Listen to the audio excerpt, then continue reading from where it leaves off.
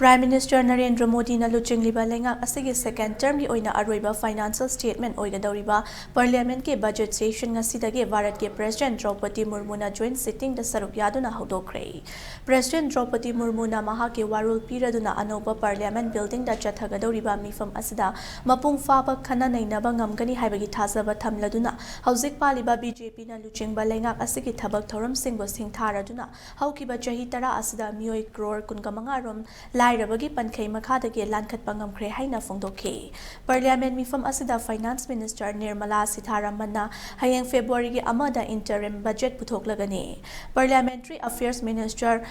Pralhad Joshi na session asigi maruiba agenda sing thamki agenda sing adugi manungda president gi address interim budget puthokpa president gi address ta motion of thanks da debate pangthokpa Prime Minister Narendra Modi gi oiba paukum sing yauri ngasi anoba parliament building da hodokiba inauguration session loisinbagi mangoina na nari sakta vandan adiniyam gi matangda singthaningai oiraba warep su lauke